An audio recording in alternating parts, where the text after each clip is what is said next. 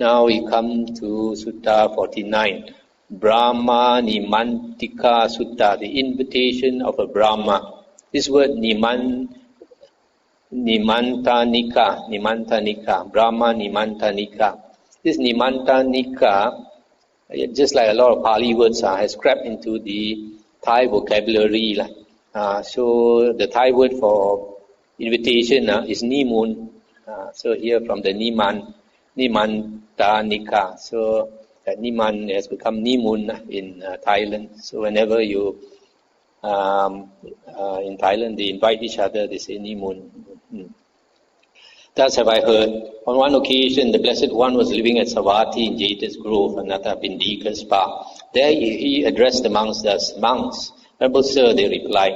The Blessed One said this, "Monks, on one occasion I was living at Ukata in the Subhaga Grove at the root of a royal sala tree. Now on that occasion a pernicious view had arisen in Baka the Brahma thus, this is permanent, this is everlasting, this is eternal, this is total, this is not subject to pass away. For this neither is born, nor ages, nor dies, nor passes away, nor reappears, and beyond this there is no escape." Let's stop here for a moment.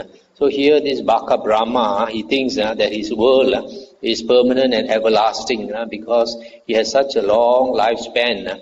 He has been there for so long as he can remember. And he doesn't see that he is getting any older because devas, they don't see the body growing old. So he thought that he is permanent. And the Buddha said, "I knew with my mind the thought in the mind of Baka the Brahma. So just as quickly as a strong man might extend his flexed arm, or flex his extended arm, I vanished from the root of the royal sala tree in the Subhaga Grove at Ukata and appeared in the Brahma world. Baka the Brahma saw me coming in the distance and said, 'Come, good sir, welcome, good sir. It is long, good sir, since you found an opportunity to come here. Now, good sir, this is permanent, this is everlasting, this is eternal, this is total, this is not subject to pass away. For this neither is born, nor ages, nor dies, nor passes away, nor reappears, and beyond this there is no escape.' When this was said, I told Baka the Brahma, 'The worthy Baka the Brahma has lapsed into ignorance. He has lapsed into ignorance in that he says of the impermanent that it is permanent, of the transient that it is everlasting, of the non-eternal that it is eternal, of the incomplete that it is total, of what is subject to pass away that it is not subject to pass away, of what is born, ages, dies, passes away and reappears, that it neither is born, nor ages, nor dies, nor passes away, nor reappears. And when there is an escape beyond this, he says that there is no escape beyond this.' Then Mara, the evil one, took possession of a member of the Brahma's assembly, and he told me, 'Monk, do not disbelieve him, for this Brahma is the great Brahma, the overlord, the untranscended, of infallible vision, wielder of mastery, Lord, Maker and Creator, most high providence, Master and Father of those that are and ever can be.'" Stop here for a moment. There is some other sutta that says this Mahabrahma, this great Brahma, he has been there for so long and for some time he was alone. Then he was thinking to himself, it'd be good if I had some friends or some company. Then after some time, some other beings were reborn in that heaven. And when he saw these beings being reborn in the heaven, he thought because of his wish that these beings are born. So because of that, he thought since he's the first in that heaven, he thought there's no other heavens because he does not know of other heaven. So he thought, as far as he knows, he's the highest heaven, so he thought that he was God, that he is the creator. As soon as he thought he wants some company, and there they appear.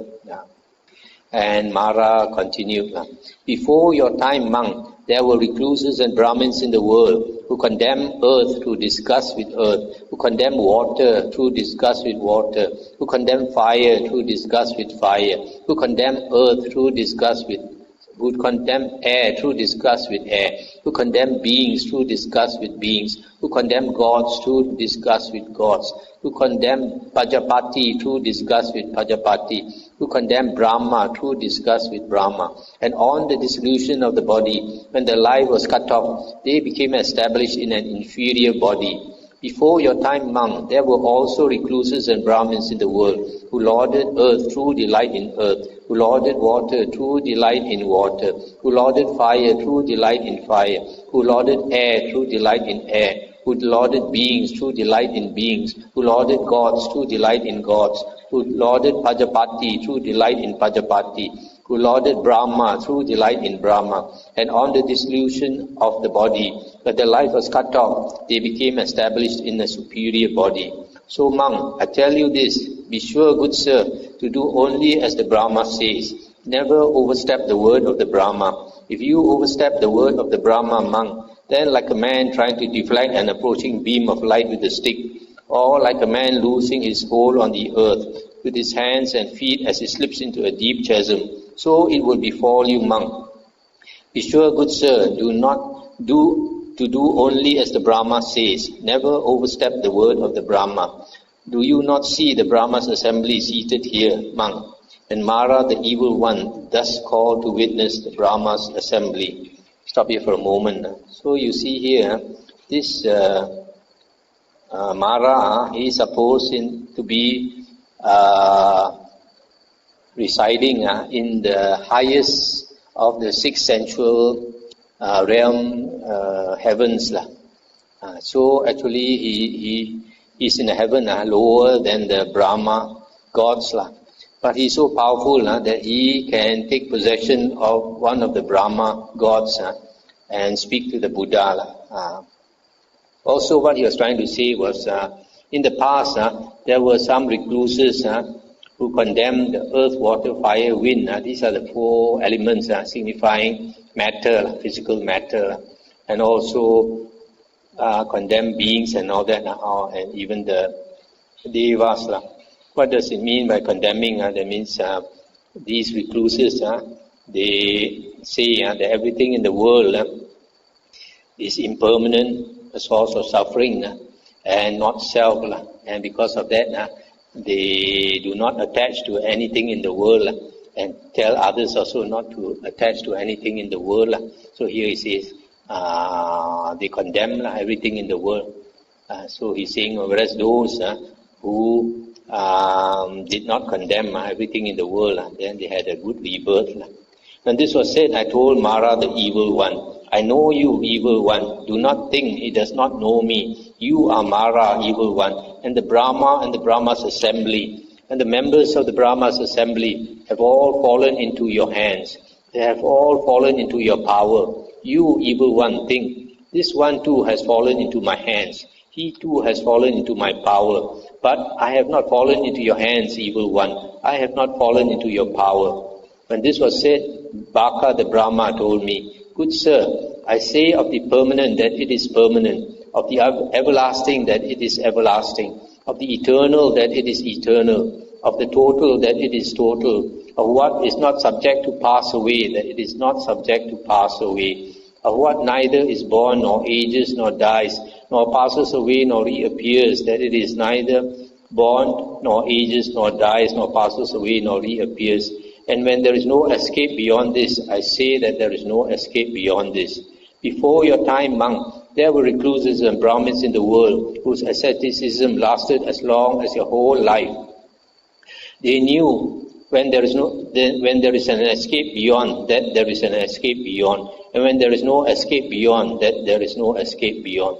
So monk, I tell you this, you will find no escape beyond, and eventually you will reap only weariness and disappointment.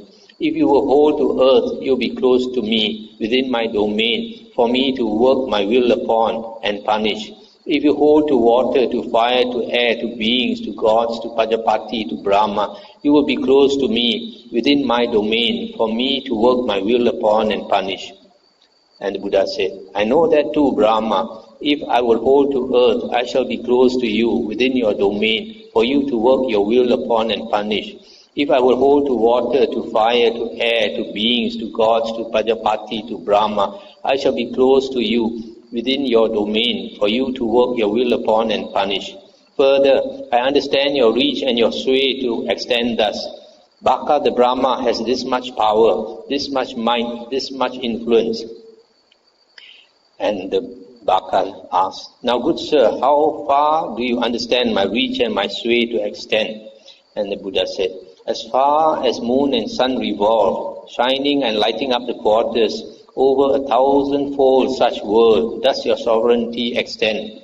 And there you know the high and low, and those with lust and free from lust, the state that is thus and otherwise, the coming and going of beings. Brahma, I understand your reach and your sway to extend thus. Baka, the Brahma, has this much power, this much might, this much influence. But Brahma, there are 3 other bodies which you neither know nor see, and which I know and see. There is the body called the gods of streaming radiance, from which you passed away and reappeared here. Because you have dwelt here long, your memory of that has lapsed, and hence you do not know or see it, but I know and see it. Thus Brahma, in regard to direct knowledge, I do not stand merely at the same level as you. How then could I know less? Rather, I know more than you. There is a body called the gods of refulgent glory. There is a body called the gods of great fruit. You do not know or see that, but I know and see it. Thus Brahma, in regard to direct knowledge, I do not stand merely at the same level as you. How then could I know less? Rather, I know more than you. Stop here for a moment. So here, the Buddha is telling this Brahma that he knows more than Brahma. Brahma has forgotten that he previously was in a higher heaven, and passing away from there, he appeared in this Brahma world. So the Buddha told him that there is this Brahma world is actually the world of the first jhana. And the Buddha is telling him this world of the gods of streaming radiance are in the realm of the second jhana. And then the gods of refulgent glory are in the third jhana. And then the gods of great fruit, Vihapala, are in the fourth jhana. So the Buddha can see all this, and this Brahma does not.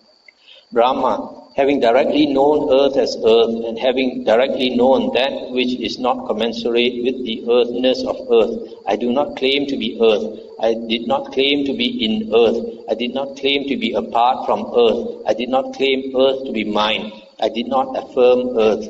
Thus Brahma, in regard to direct knowledge, I do not stand merely at the same level as you. How then could I know less?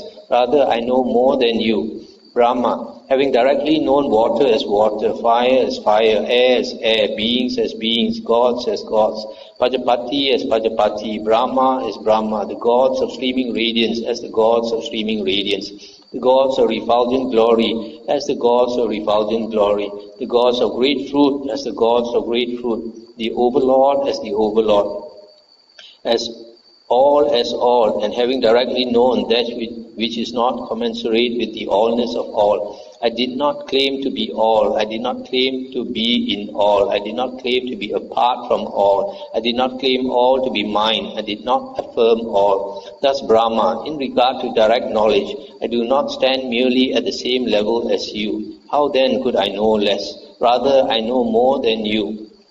Stop here for a moment. So here what the Buddha is saying is similar to what is found in the first sutta of the Majjhima Nikaya. The Buddha says that he, having known earth, he does not claim to be earth, does not claim to be in earth, does not claim to be apart from earth, does not claim earth to be mine, etc. So you have to look at the Majjhima Nikaya Sutta 1 to understand this part.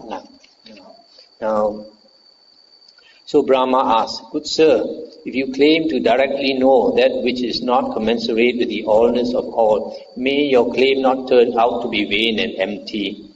And the Buddha said, the consciousness that makes no showing, nor has to do with finiteness, not claiming being with respect to all, that is not commensurate with the earthness of earth, that is not commensurate with the waterness of water, that is not commensurate with the allness of all. Stop here for a moment. This 3 lines. The consciousness that makes no showing, nor has to do with finiteness. Not claiming being with respect to all this. There is more of it in the Digha Nikaya Sutta number 11 called the Kevada Sutta. This, the Buddha is talking about the state of Nibbana, where the Buddha says that Nibbana is a state where the 6 consciousnesses have stopped. Even though the 6 consciousnesses, the sixth sense consciousness has stopped, there is another type of consciousness which is infinite. And here it says, makes no showing because it has no object. Unlike the consciousness of the 6 consciousnesses, the 6 sense consciousnesses, whenever it arises, there must be an object.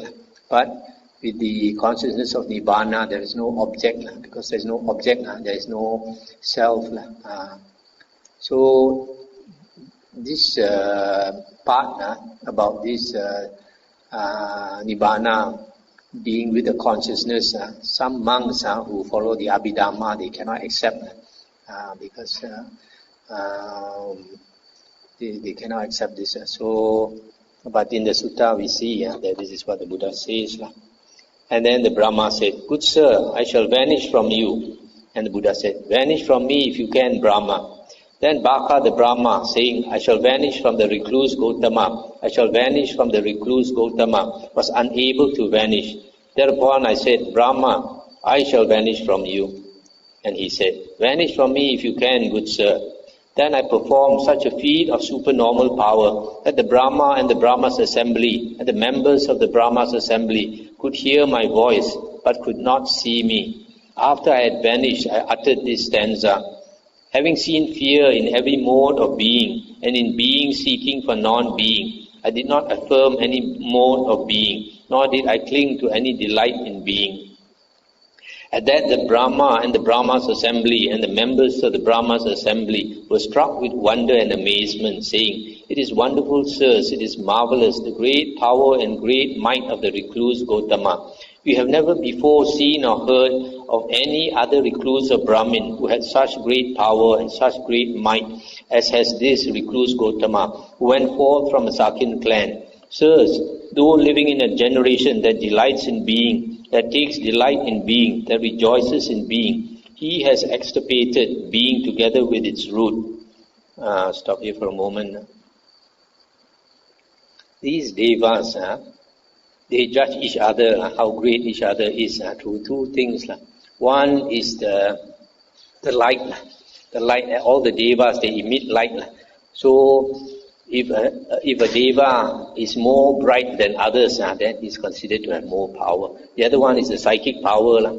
Psychic power. So here, this Mahabrahma, he has great psychic power. So he told the Buddha he's going to vanish away from the Buddha. But because the Buddha's psychic power was greater, the Buddha controlled his mind. So that he said, I'm vanishing, but he could not vanish from the Buddha. And then the Buddha challenged him, and the Buddha said, I will vanish from you. Then he said, you go ahead. And then the Buddha immediately vanished, and all the devas could not see the Buddha, but could hear his voice. So they were amazed. They had never seen a human being with such great power.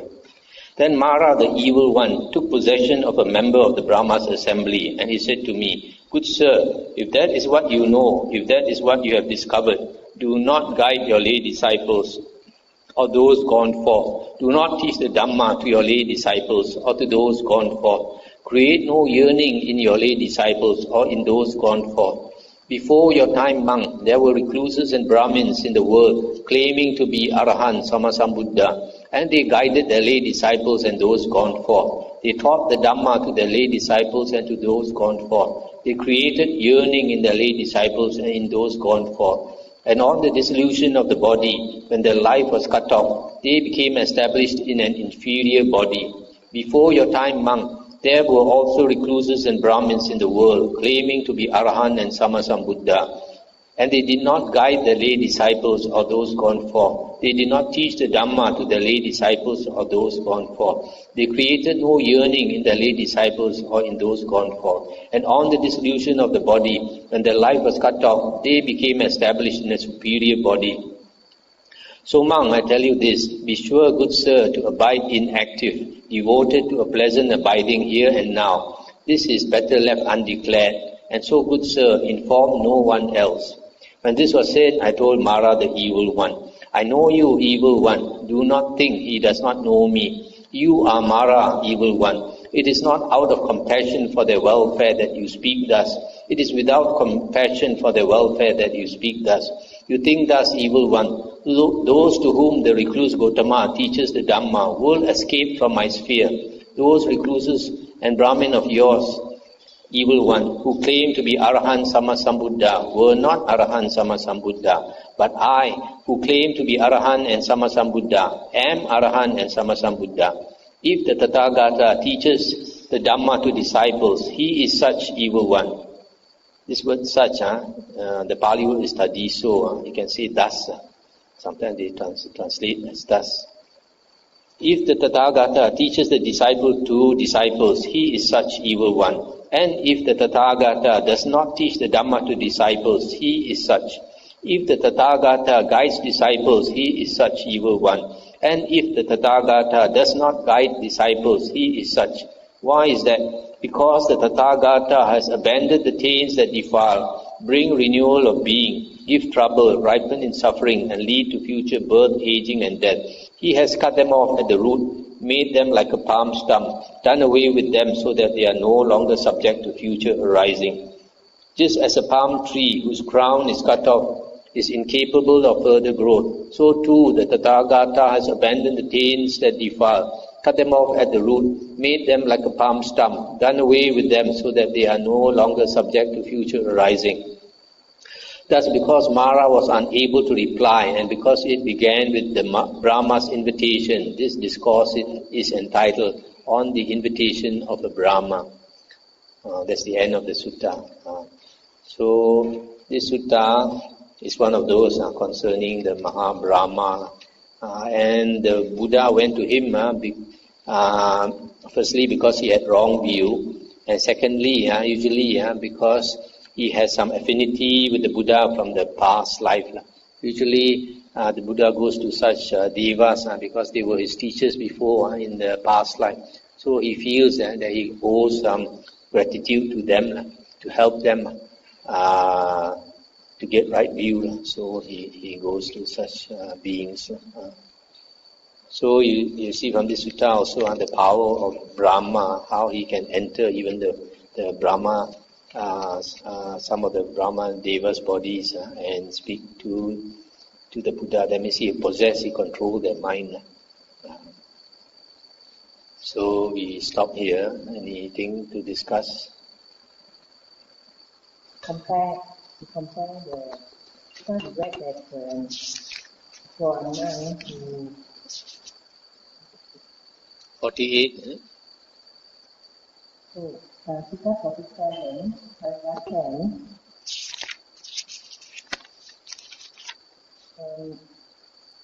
Where a monk restrained here, he does not dwell in the Sangha or alone, he does not judge others. There are other monks who are unskilled, but this particular monk, who practices well, he doesn't judge them. Sutta 47, paragraph 10. Yes. So, we also read in earlier suttas that the asavas are makers of measurement. So, for a monk or practitioner to abandon the whether I'm superior, inferior, or equal, that kind of view, just would like Bhante to please explain for a sotapanna, different stages of enlightenment, how would this be observed from the behavior of? It's not exactly that the monk does not judge others. Here it says that the Venerable One does not despise anyone. So it's not that he does not judge. He can judge, but he does not despise. Because he has compassion. He knows that all of us, we are on this spiritual path and we are at different levels. And so he because of that, he does not despise someone who is less than him. But then the thing about the not thinking others are superior or inferior or equal to him, I guess that is when a person has cut off this identity view. When you have the identity view, you identify yourself with this body and this mind. So when you have cut off this identity view, then you don't identify yourself with this body and this mind. Then even you progress also, you don't think I progress. If you attain something also, you don't think I attain. I just said this attainment is there. So that's why, like the Buddha said, cleansed states cognizable through the eye or ear are found in the Tathagata. They are my pathway and my domain, yet I do not identify with them. Yeah, and the Buddha is describing himself. So I was thinking, comparing to a Sotapan who has set aside his Sakaya Ditti. Yeah. I mean, it would be very much different compared to Buddha the Arahant. Yeah.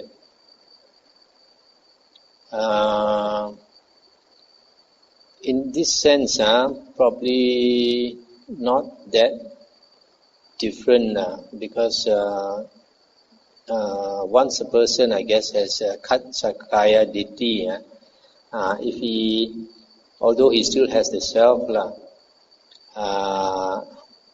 and he, from there, if he does not identify himself with the body and the mind, then he would not compare others with himself, and also he would have compassion for beings. But having said that, even in the Buddha, you see, sometimes when certain monks behave wrongly, you call them foolish man. I do this and all that. So the point here is that this person, this Arya, he will not despise anyone. It's not that he sees everybody is the same, not really. Yes, if we look at the behavior of Mahakassapa, he can be very, very harsh.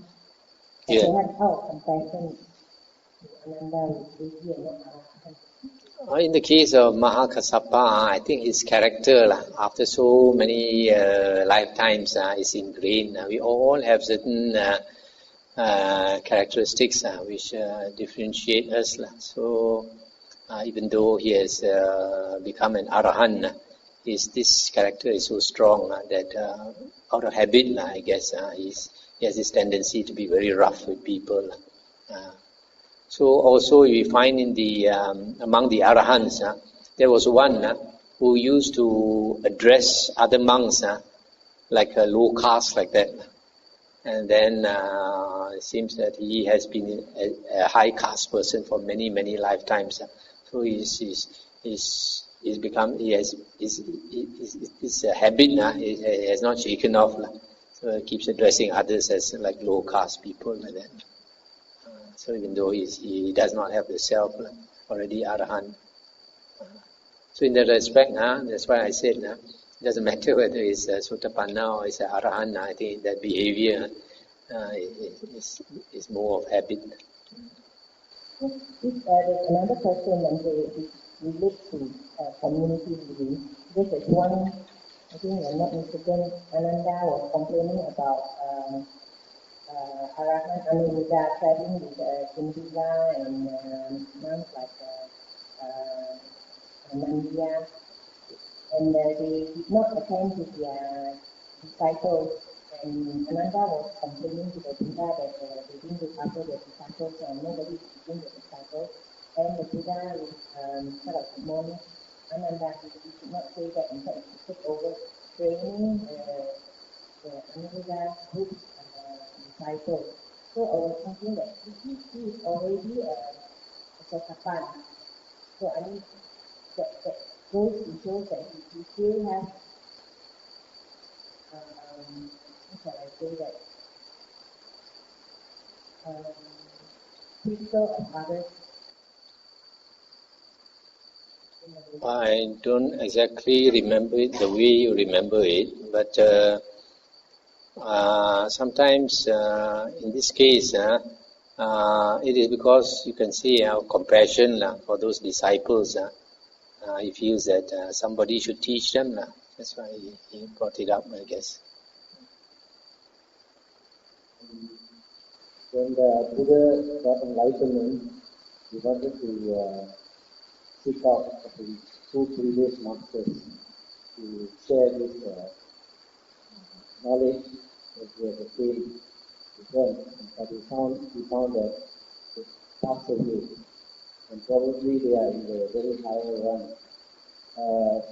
Just out of curiosity, the Buddha helped them with this knowledge so that they can properly get to Nirvana. No, the Buddha could not help them because they were reborn in a very high level. And there is a sutta where, remember, Ananda asked the Buddha, is it true, Bhagavan, that this flesh body, you can fly to heaven with this flesh body? And the Buddha said yes. The Buddha said when he meditates, then the mind is very strong, and then the body feels very light. And then he just wheels it and he takes off like a rocket. And then the Buddha mentioned that this flesh body can go as far as the Brahma heavens. That's the maximum the flesh body can go to. So because of that, he could not reach the Arupa heavens where his former teachers were. So he could not teach them.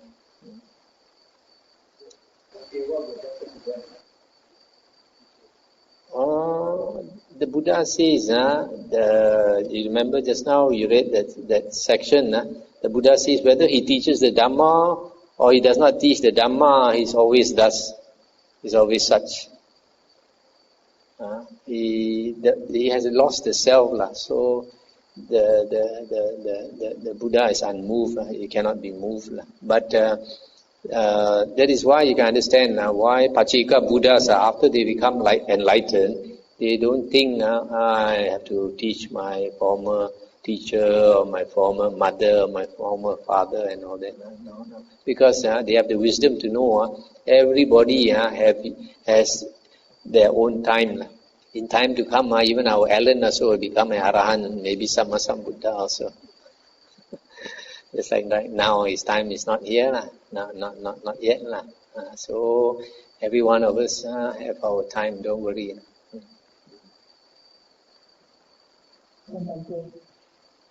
For people who are practicing very seriously, oftentimes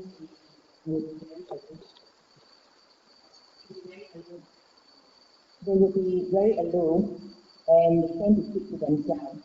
So I was wondering if a person is supposed to be actually very antisocial and doesn't engage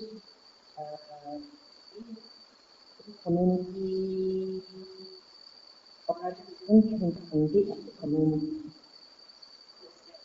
Here, how do you engage with in a community like ours? That one, I think, is up to the individual. Like the Buddha, when he was striving, he practiced absolute aloofness from society. He said he lived like a forest deer. He lived deep in the forest. When he saw anybody coming, he would quickly run away. And then he would sleep in the charnel ground, the cemetery, and use the bones as a pillow. And he tried to practice equanimity. So he said sometimes these boys who look after the cows, they come and disturb him, urinate on him, also he just ignore. He doesn't even walk away, just let them do what they want. They poke his ears, also he just ignore. Poke his nose, also he just ignore them. And at other times he would just avoid anybody. But when he was enlightened, then he came out and taught the Dhamma to the whole world. So there are some people, on the other hand, when they are practicing also, they feel that there is a need to do something for society, so they come and do. But if on the when they are striving for on the spiritual path, if they, for example, like teach the Dhamma and all that, then they cannot go as fast as possible. Then because they sacrifice their time for others. So each person is different. Each person is different. There's some people they strive very hard, and after they become enlightened, also they just go into deep forest and die in the forest. And the character is like that. Each person has a different character. You cannot say anything about them.